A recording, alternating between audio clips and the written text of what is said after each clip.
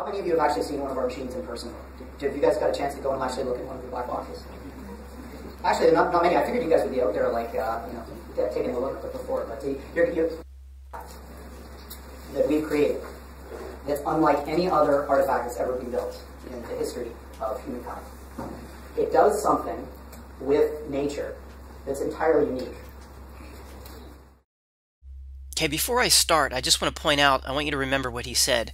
This is unlike any artifact that's ever been built in the history of humankind. Don't you think that would be big news, folks?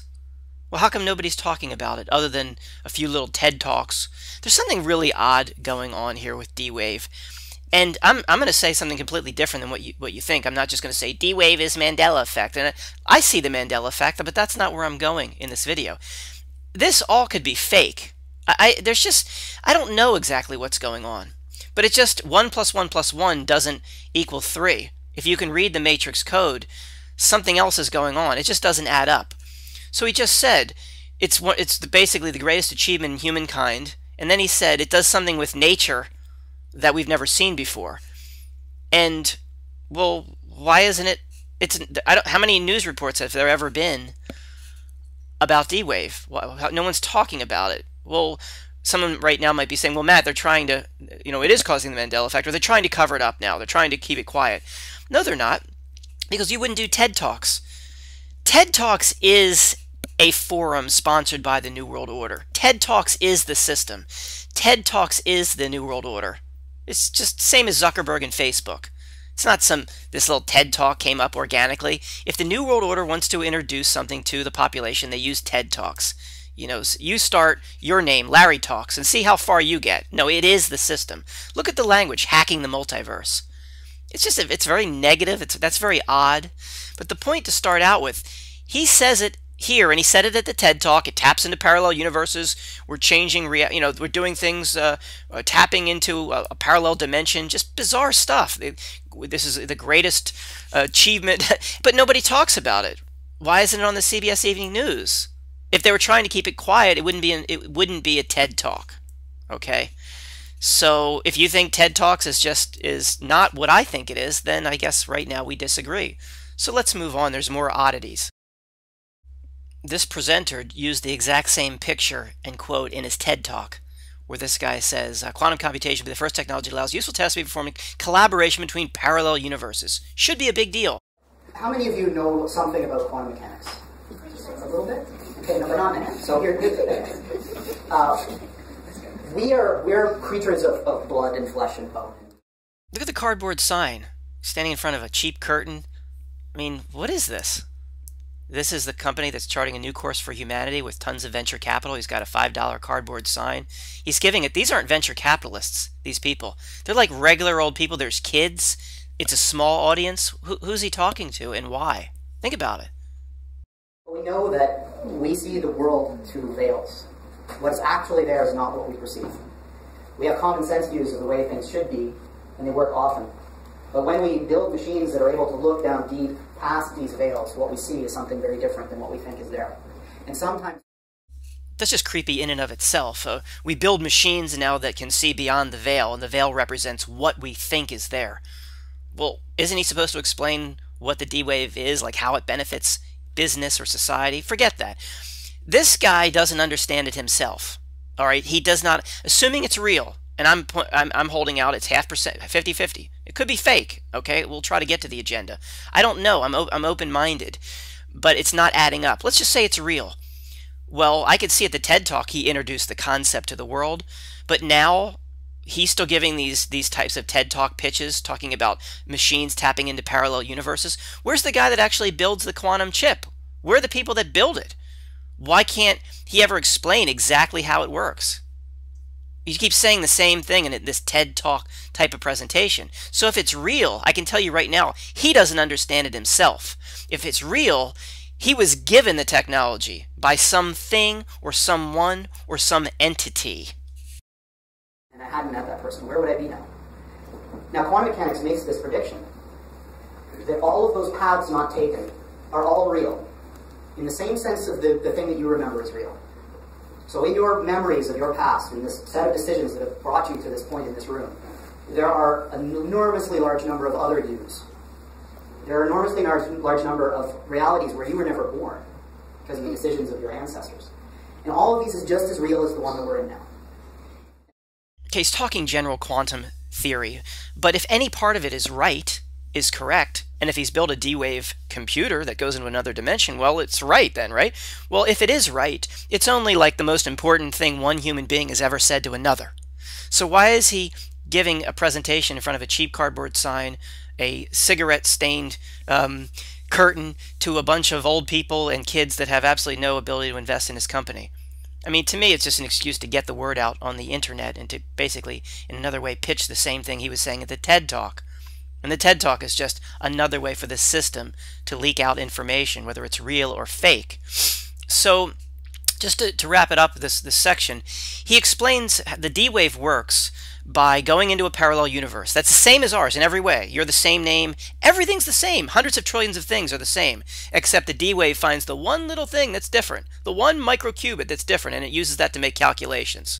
Is to use this precious knowledge to build machines that can actually create, manipulate, and use these parallel realities in the service of this one. We want to grab those parallel realities from this abstract space in which they live and crunch them down into this chip. And we want to be able to do that to make that resource, that thing that's like fire, this physical resource that nature affords us, we want to be able to use it to serve our needs. We want to be able to use those parallel universes to compute things that then come back and affect us and answer questions in ours. Okay, the language is just downright creepy. We want to go into the parallel universe and use to serve. Use it to serve us. I mean, you just expect him to stop and start belly laughing out like the devil in the Tom Cruise movie Legend. You know, like, we're going to use it. We're going to use the whole parallel reality to serve us. I mean, is a chance that this guy here is not human? Absolutely. There's that chance. I'm not saying he's not, but it's totally bizarre. Which has become a nexus point for all of these parallel realities. The shadows of all of these different universes intersect at a physical point inside of one of those boxes. You can think of it as a portal to all these other alternate possibilities that we're trying to use in order to compute the answers to the problems we will solve. So this thing's not just a computer. It's an entirely new type of thing that has never existed before. And the D-Wave is actually, I guess it's on site there. That's actually what's happening, I see now. And he shows them the D-Wave at the end of this presentation. But think about it. So this black box D-Wave he's going to show them later. I guess they're taking a tour. Oh, it's inside the black box is a nexus point or a path where all parallel realities meet. You're just standing, you know, a foot and a half away from the chip behind the black box. Should be the most important thing that one human being has ever said or shown to another. Yet nobody's talking about this, doesn't make the news. What's going on here? As if it couldn't get any creepier, watch this. Let's read the quote he puts up. Mungo Park, an explorer, sailed from Portsmouth on the 30th of January 1805, resolved to trace the Niger River to its source or perish in the attempt. He perished. Then Geordie goes on to say, we're explorers here in what we're doing with D-Wave. And some exploration is worth dying for. He goes out and says, you know, basically, what does that mean? Well, there's a chance we're all dead. What else would it mean? There's this deep fundamental need that humans have to explore. And while what we're trying to do here, obviously you can sell it. You can make a lot of money. But that's not why I'm here.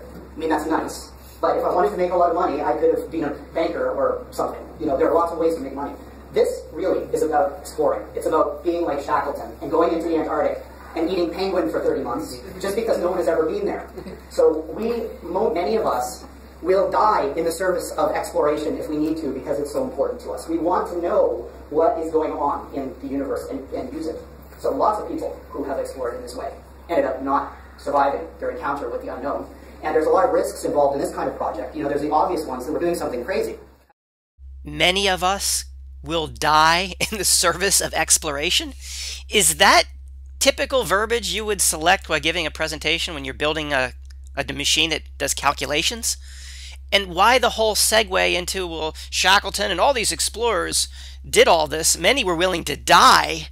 And then the quote he uses saying, this guy explored this and that in the Niger River. He died. And then he says, many of us are willing to die. What, are you kidding me? Do you know how creepy this is? I mean, what the heck is going on? Again, look, folks, there's a chance this is all bullcrap. I've been doing this now for almost 15 years, and for not a single month of this entire process have I been sure that I'm going to get a paycheck in the next month. Not a single month, the whole time, including now. Sorry, Jordy, that's a lie. Total bullcrap, in my opinion. He's basically giving a woe is me that this is so out there that, you know, our funding could dry up at any time and it's on a shoestring. And yeah, well, let's go back to 1999, the dot-com boom in San Francisco. They were giving kids that were making like websites and little apps $50 million of venture capital. They were throwing out hundreds of millions of dollars to anybody that had like a website and an app, and it was a joke. Collectively, they floated billions of dollars, and 98% of the companies went out of business. So, no, the venture capitalists would have no interest in basically the biggest breakthrough in human history, tapping into a parallel universe or dimension.